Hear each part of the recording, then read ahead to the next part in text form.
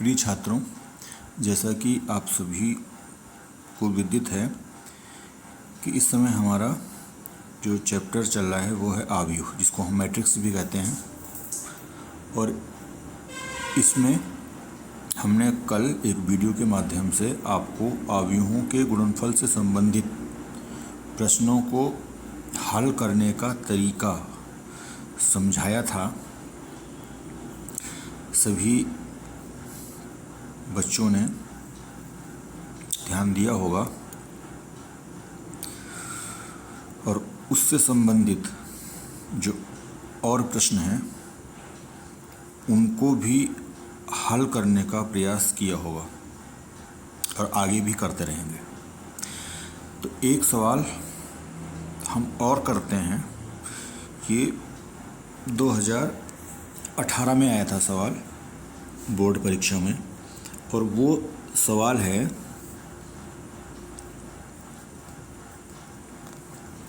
यह आपका कि यदि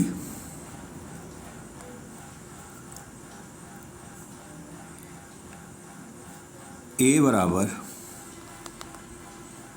1 -1 -1 1 तो सिद्ध कीजिए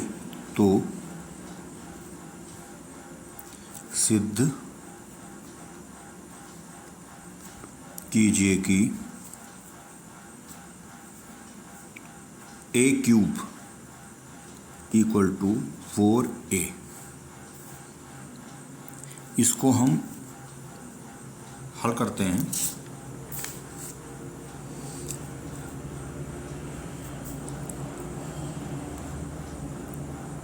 अब देखिए,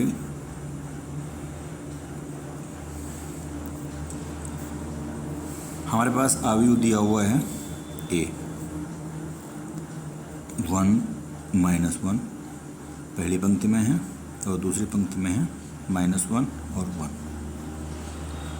ये 2/2 क्रम का एक आव्यूह है। 2/2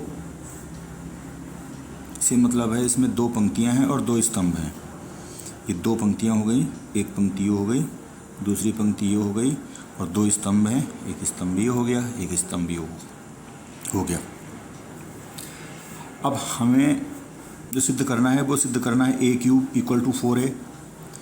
तो जैसा कि हम जानते हैं कि अगर हमें किसी भी सवाल में सिद्ध करना हो तो उसका एक तरीका होता है कि लेफ्ट हैंड साइड लेते हैं,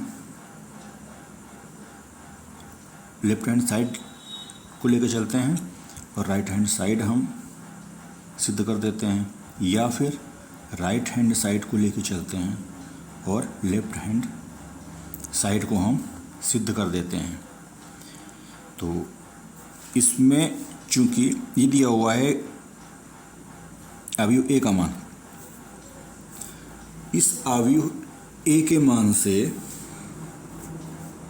देखिए क्या मिलता है। हम अगर a² हमें a³ चाहिए, a³ चाहिए, a³ तक जाने के लिए पहले हमें a² का मान ज्ञात करना पड़ेगा। और a² को हम लिख सकते हैं a × a, और हमारा जो मान दिया हुआ है a का सभी को पता है, ये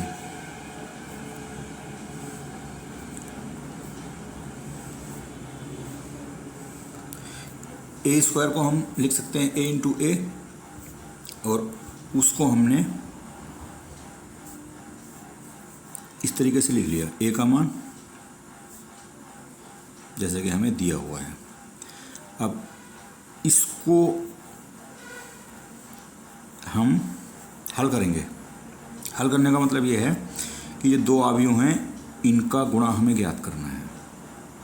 जैसा कि आपको कल बताया था, कल समझाया था कि 2 आव्यूहों के गुणनफल के लिए ये गुणनफल इसका संभव होगा या नहीं होगा।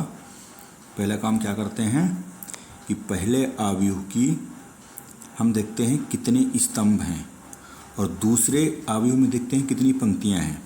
अगर ये दोनों बराबर हैं तो इसका मतलब गुणनफल संभव होगा। तो इसमें तो कोई दिक्कत नहीं आनी चाहिए आप लोगों को, क्योंकि 2 पंक्तियां हैं और 2 स्तंभ हैं दोनों में, तो इसमें हम गुणा बहुत आसानी से कर सकते हैं। आइए गुणा करते हैं। तो गुणा करने के लिए हम पहले वाले अवयव की पहली पंक्ति लेंगे और दूसरे वाले अवयव का पहला स्तंभ लेंगे और उनके संगत अवयवों को गुणा करेंगे। आइए देखते हैं क्या मिलता है। पहली पंक्ति का पहला अवयव और दूसरे अवयव की पहले स्तंभ का पहला अवयव, इनके आपस में गुणा करते हैं तो क्या मिलेगा, 1 × 1। फिर क्या लिखेंगे हम, प्लस पहले अवयव की पहली पंक्ति का दूसरा अवयव और दूसरे अवयव की पहले स्तंभ का दूसरा अवयव, इनकी आपस में गुणा करते हैं, ये बन जाएगा। इसके बाद क्या करेंगे हम, अभी पहली पंक्ति ही चलेगी पहले अवयव की, तो पहले अवयव की पहली पंक्ति को हम किसके साथ ले जाएंगे, दूसरे वाले अवयव की दूसरे स्तंभ को। देखिए 1 × -1, इसको देखिए और इसको देखिए, 1 × -1, 1 × -1 प्लस -1 × 1, ये मिल जाएगा। अब पहली पंक्ति का दोनों स्तंभों से गुणा हो गया। अब हम क्या करेंगे, दूसरी पंक्ति जाएंगे पहले अवयव में, तो पहले अवयव की दूसरी पंक्ति को दूसरे अवयव के पहले स्तंभ के साथ, तो क्या हो जाएगा, -1 × 1 प्लस 1 × -1 और इसी तरीके से -1 × -1 प्लस 1 × 1। जो रूल है ये तो आपको मालूम चल गया होगा, क्योंकि हम इससे पहले भी 2 सवाल कर चुके हैं और अभी हमने आपको बताया है पहली स्तंभ पहले अवयव की पहली पंक्ति और दूसरे अवयव का पहला स्तंभ, इस तरीके से करते हैं। इसको हल करके देखेंगे कितना आ रहा है। ये आ रहा है 1 और यहाँ पे क्या मिलेगा, 1 × 1 1 मिल जाएगा, -1 × -1 1 मिलेगा प्लस का। इसी तरीके से 1 × -1 ये -1 मिलेगा और -1 × 1 ये -1 मिलेगा। और इसी तरीके से यहाँ देखिए -1 × 1 -1 और 1 × -1 मिलेगा। इसी तरीके से -1 × -1 1 मिलेगा और यहाँ पे 1 × 1 1 मिलेगा। यानी कि a² की वैल्यू हमें मिल गई 2 -2 -2 2। ये देखिए ध्यान से। अब क्या करेंगे हम, क्योंकि हमें चाहिए a³, तो अब हम पुनः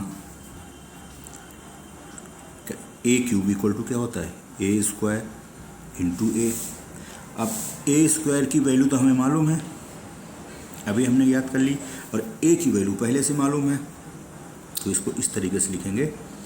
पहले रखेंगे a² की वैल्यू, a² की वैल्यू आई है 2 -2 -2 2 इंटू a की वैल्यू दी हुई है पहले से 1 -1 -1 1। अब देखिए हम गुणा करना शुरू करते हैं रूल के अनुसार। ये 2 अवयव हैं, तो पहले वाले अवयव की पहली पंक्ति का दूसरे वाले अवयव के पहले स्तंभ के साथ में क्या मिलेगा, 2 × 1 प्लस -2 × -1, ये हो गया। और अभी पहले अवयव की पहली पंक्ति का दूसरे अवयव की दूसरे स्तंभ के साथ में करेंगे तो क्या मिल जाएगा, 2 इंटू -1 प्लस -2 इंटू 1। अब पहले अवयव की पहली पंक्ति का दोनों स्तंभों से हो गया दूसरे अवयव के, तो अब हम आ जाएंगे पहले वाले अवयव की दूसरी पंक्ति में। तो इससे देखिए क्या मिलता है हमें, पहले वाले अवयव की दूसरी पंक्ति की गुणा करेंगे हम दूसरे वाले अवयव की पहले स्तंभ के साथ, यानी कि -2 इंटू 1 प्लस 2 इंटू -1 और -2 इंटू -1 प्लस 2 इंटू 1। ये हमने रूल जो नियम है गुणा करने का उसके अनुसार गुणा किया है। तो ये कितना मिल जाएगा, ये देखिएगा एक बार, यहाँ पे मिल जाएगा 2 एकम 2 और -2 इंटू -1, माइनस माइनस प्लस होता है तो ये +2 मिलेगा। यहाँ देखिए -2 2 इंटू 1 -1 -2 और -2 इंटू 1 ये भी -2 आएगा। यहाँ देखिए -2 और यहाँ पे 2 इंटू -1 यहाँ भी -2 आएगा। यहाँ देखिए प्लस का 2 हो जाएगा और यहाँ प्लस का 2 हो जाएगा, यानी इसकी वैल्यू आ जाएगी 4 -4 4। ये हमें a क्यूब की वैल्यू मालूम हो गई। अब देखिए हमें सिद्ध करना है a cube equal to 4a। तो इसमें हम ऐसे करते हैं, हमने a क्यूब की वैल्यू फाइंड कर ली, a क्यूब की वैल्यू इतनी आई। अब करेंगे हम कि 4a की वैल्यू कितनी आ रही है। 4a की वैल्यू हमें मालूम है 1 -1 -1 1। देखिए इसको गुणा करके देखिए दोनों की आपस में, ये जो 4 है वो स्केलर है, जब इसकी आव्यूह में गुणा करते हैं तो मैंने आपको बताया था ये आव्यूह के हर अवयव से गुणा हो जाता है। जैसे 4 की इस अवयव से गुणा करेंगे तो ये हो जाएगा 4 -4 -4 और 4, ये आ गया 4a। अब देखिए ध्यान से, हमने a क्यूब की वैल्यू क्या निकाली थी ये, और यहाँ पे 4a की वैल्यू क्या आ गई, ये आ गई। तो इसका मतलब क्या हो गया, इन दोनों से, इससे और इससे, a cube equal to 4a, और यही हमें सिद्ध करना था। लिख देंगे यही सिद्ध करना था, या इति सिद्धम।